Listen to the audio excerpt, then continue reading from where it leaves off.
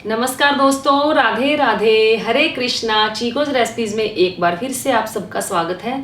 तो आज जो वीडियो आपको मिलेगी ये ठाकुर जी के पंचामृत स्नान से संबंधित है। तो आज की वीडियो में ये बताऊंगी कि पंचामृत कैसे बनाया जाता है और पंचामृत से ठाकुर जी को स्नान कैसे करवाया जाता है। वैसे तो रोज भी स्नान करवा सकते हो, लेकिन जैसे होली है, दिवाली है, जन्माष्टमी है, ठाकुर जी की छठी है, राधाष्टमी है, इस दौरान अगर हम पंचामृत से स्नान ठाकुर जी को करवाएं तो अच्छा होता है। और ठाकुर जी को जो पंचामृत है वो बेहद पसंद है, उनसे स्नान करना यानी कि पंचामृत से स्नान करना ठाकुर जी को बहुत पसंद है। तो जन्माष्टमी पर ठाकुर जी को पंचामृत से स्नान कैसे करवाएंगे और जो पंचामृत है वो कैसे बनाया जाता है। आप जब ठाकुर जी को स्नान करवाओगे तो आप जो सभी चीज़ें अभी आगे मैं आपको बताऊंगी, उन्हीं सभी चीज़ों को इकट्ठा करके यानी कि पंचामृत बना लें, फिर इकट्ठा ही स्नान करवा सकते हैं या अलग अलग चीज़ों से जैसे दूध, दही, घी, शहद, शक्कर, उनसे अलग अलग भी स्नान करवा सकते हो। तो जिन लोगों ने प्राण प्रतिष्ठा करनी है वो तो स्नान करवाएंगे ही करवाएंगे, और जिन्होंने प्राण प्रतिष्ठा यानी कि पहले से हो चुके हैं उनके ठाकुर जी, वो भी पंचामृत से स्नान करवाएंगे ही करवाएंगे। जो लोग नए लेकर आए हैं, और जरूरी नहीं है कि वो प्राण प्रतिष्ठा करें, ओम नमः भगवते वासुदेवाय मंत्रों का जाप करते हुए खाली पंचामृत से स्नान करवा देंगे तो भी जो प्राण प्रतिष्ठा हो जाती है। जन्माष्टमी के दिन आपके ठाकुर जी हैं, राधा रानी है, तो आपके ठाकुर जी हैं या बड़ा वाला जो विग्रह है उनका भी जो प्राण प्रतिष्ठा मानी जाती है। तो जिन्होंने प्राण प्रतिष्ठा नहीं की, पूजा करते आ रहे हैं, उन लोगों को प्राण प्रतिष्ठा नहीं करनी है, वो सिर्फ पंचामृत से स्नान करवाएंगे और ठाकुर जी का श्रृंगार करके उन्हें बिठा देंगे। बाकी आपके जो जो सवाल होंगे, वैसे मैंने कम्युनिटी में एक मैसेज छोड़ा है कि जो भी आपके सवाल हों आप पूछ लें, ताकि कल आपको जन्माष्टमी से संबंधित सवाल जवाब की वीडियो मिल जाए और आपकी जो थोड़ी बहुत समस्या है उसका समाधान हो जाए। तो फिर से बोल रही हूँ, जो भी सवाल हो कमेंट बॉक्स में जाकर पूछ लें, ताकि आपकी जो सवाल है उसके जवाब मैं कल तक दे दूं। तो अब तक अगर आपने चैनल को सब्सक्राइब नहीं किया है तो चैनल को सब्सक्राइब कर लें, और इंस्टाग्राम पर पेज है ट्रिंकेट बाय चीको रेसिपीज़, वहाँ पर ठाकुर जी की, राधा रानी की ज्वेलरी मिलती है, या आप उस पर ऑर्डर कर सकते हैं ट्रिंकेट बाय चीको रेसिपीज पर। नहीं तो आपको व्हाट्सएप नंबर नीचे दिखाई दे रहा है, इस पर आप ठाकुर जी की, राधा रानी की, बाल राधा रानी की, जो लड्डू गोपाल जी हैं, या माता रानी का विग्रह है, यानी कि जो भी विग्रह आपके घर में है उसके आपको ज्वेलरी चाहिए, तो उस नंबर पर आप अपना ऑर्डर बुक करवा सकते हैं, क्योंकि डेली नई नई ज्वेलरी आती रहती है। तो ये जो वीडियो है पिछले साल मैंने बनाई थी कि पंचामृत से स्नान ठाकुर जी को कैसे करवाया जाता है। तो फिर वही बात, जैसे पिछली वीडियो में बोला था कि हर साल एक ही वीडियो बनाने का कोई मतलब नहीं रह जाता, तो सोचा क्यों ना उसी वीडियो को ही दोबारा अपलोड कर दिया जाए। तो आपको पिछले साल वाली सेम वीडियो ही मिलेगी जिसमें मैंने ठाकुर जी को पंचामृत से स्नान करवाते हुए दिखाया था। तो चलिए देखते हैं कि ठाकुर जी को पंचामृत से स्नान कैसे करवाया जाएगा। सब्सक्राइब करें चीको रेसिपीज़ को और बेल आइकन को टैप करें मेरी हर वीडियो सबसे पहले देखने के लिए। पंचामृत से स्नान करवाने के लिए हमें चाहिए कच्चा दूध, दही। अगर आपने दही फ्रिज में रखी हुई है और ठाकुर जी को स्नान करवाना है तो आप दही को पहले फ्रिज में से निकाल लें, ताकि ठंडी ठंडी दही से स्नान आप ना करवाएं। और ये है शहद, देसी घी, और ये है बूरा। बूरा जो होती है वो चीनी से ही बनती है, ये आपको किसी भी राशन स्टोर से मिल जाएगी, लेकिन अगर आप इसे घर पर भी बनाना चाहो तो ये बड़ी आसानी से बन जाती है। मैंने ये बूरा चीनी से घर में ही बनाई है। और हमें चाहिए तुलसी के पत्ते और एक शंख। अगर आपके पास शंख नहीं है तो आप नॉर्मल वैसे ही इनको स्नान करवा सकते हैं पंचामृत से। और ये है दक्षिणावर्ती शंख, अगर आप लाना भी चाहते हैं तो आप मार्केट से लेकर आ सकते हैं। जहां पूजा का सामान मिलता है उस शॉप से आपको ये बड़ी आसानी से मिल जाएगा। और मैंने लिया है गंगा जल, और हमें चाहिए नॉर्मल पानी जिससे हम बाद में ठाकुर जी को स्नान करवा सकें। तो चलिए अब शुरू करते हैं स्नान करवाना। जब हम गोपाल जी को स्नान करवाएंगे पंचामृत से तो आप कोई भी मंत्र बोल सकते हैं। ओम नमः भगवते वासुदेवाय नमः बोल सकते हैं, या आप बोल सकते हैं ओम कृष्णाय नमः, ओम गोविंदाय नमः, जो आपको सही लगे या जो आपको आसानी से बोला जा सके आप वो बोलें। फिर हम एक लेंगे बड़ा बर्तन, थोड़ा गहरा होना चाहिए क्योंकि उसी के अंदर हम गोपाल जी को बिठाकर स्नान करवाएंगे। अगर हम कोई छोटा बर्तन लेंगे तो जो दूध, दही, घी, शहद है वो सारा निकल जाएगा। तो गोपाल जी को मैंने बिठा दिया है। तो पहले मैं इनको स्नान करवाऊंगी कच्चे दूध से, क्योंकि सबसे पहले कच्चे दूध से ही स्नान करवाया जाता है। ओम नमः भगवते वासुदेवाय नमः। ओम नमः भगवते वासुदेवाय नमः। ओम नमः भगवते वासुदेवाय नमः। ओम नमः भगवते वासुदेवाय नमः। फिर स्नान करवाएंगे ठाकुर जी को दही से। ओम नमः भगवते वासुदेवाय नमः। ओम नमः भगवते वासुदेवाय नमः। ओम नमः भगवते वासुदेवाय नमः।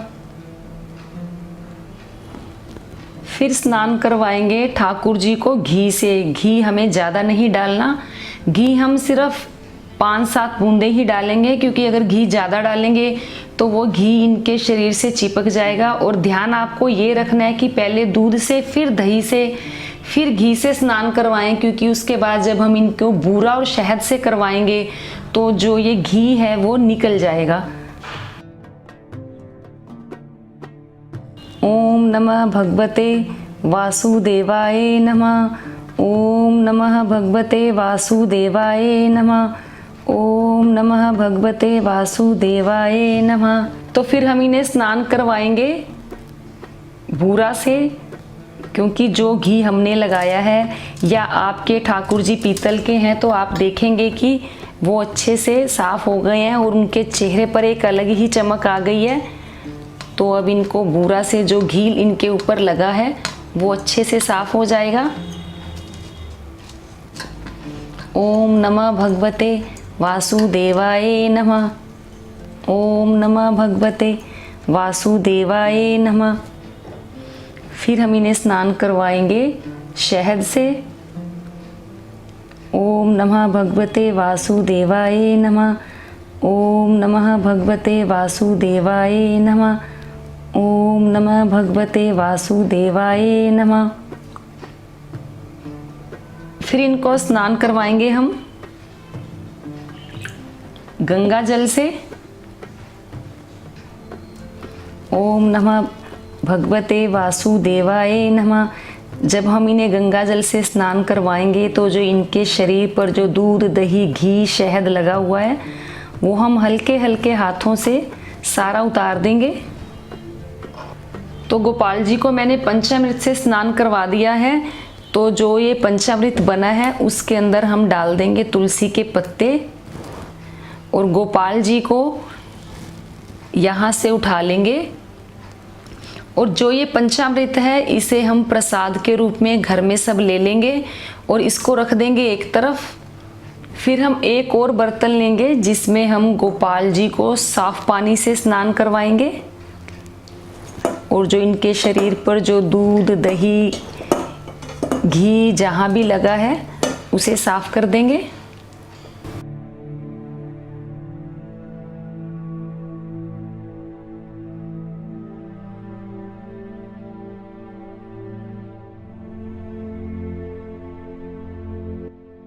तो मैंने इन्हें साफ पानी से भी स्नान करवा दिया। इनके शरीर पर जहाँ कहीं भी दूध, दही, घी, शहद लगा था मैंने सारा साफ कर दिया।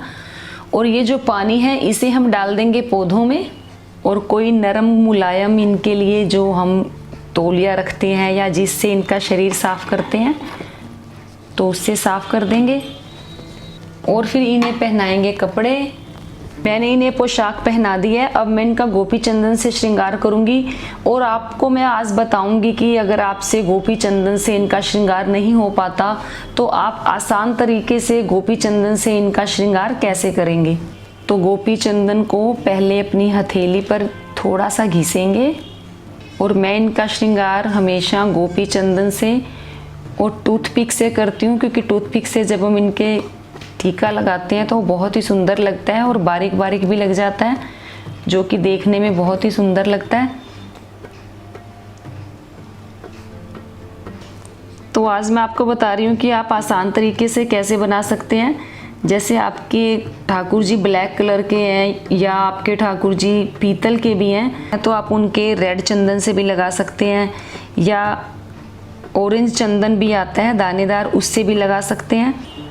तो इनका श्रृंगार करेंगे टूथपिक से थोड़ा थोड़ा लेकर गोपी चंदन, और जो इनकी आँख के ऊपर हमें बनाना है, हम छोटी छोटी डॉट्स बनाएंगे। अगर आपको इनका श्रृंगार थोड़ा मोटा करना है तो जो ये डॉट्स हैं आप थोड़ी मोटी लगाएं।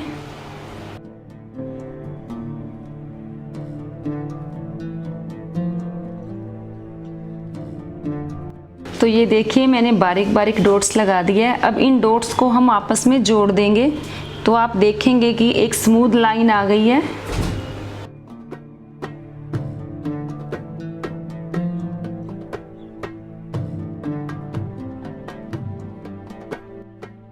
ये सारी डॉट्स को मैंने जोड़ दिया, तो ये देखिए ये कितनी स्मूथ लाइन आई है। इसी तरीके से ऊपर जो आईब्रो बनाएंगे उसके ऊपर भी मैं डॉट्स लगा दूंगी।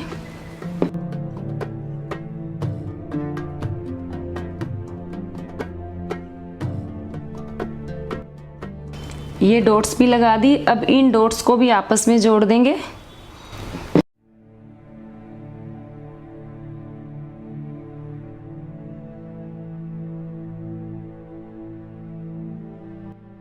तो ये देखिए आईब्रो और आँख के ऊपर जो हमने इनका गोपी चंदन से श्रृंगार किया, ये बहुत ही सुंदर लग रहा है।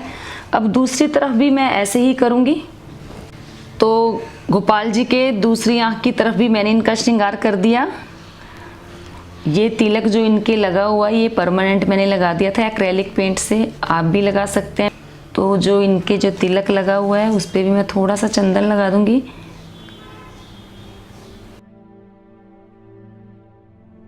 तो इनका श्रृंगार मैंने कर दिया। आपको जैसे मैंने बताया कि आप पीले चंदन से भी कर सकते हैं, और अगर आप वृंदावन जाओ या पूजा की दुकान से लेके आओ तो आप देखेंगे कि आपको ऑरेंज कलर का भी मिल जाता है। तो आप जिससे भी चाहो आप उनका श्रृंगार बड़े आसान तरीके से कर सकते हो।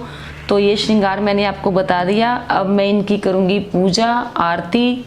तो मैंने गोपाल जी को पंचामृत से स्नान करवा दिया, गोपी चंदन से इनका श्रृंगार किया, इनको मुकुट माला सब पहना दिया। तो आज इनके ऊपर कुछ ज़्यादा ही चमक है, क्योंकि पंचामृत से स्नान करवाने के बाद आप देखेंगे कि इनके अंदर रूप एक अलग ही निखर कर आता है।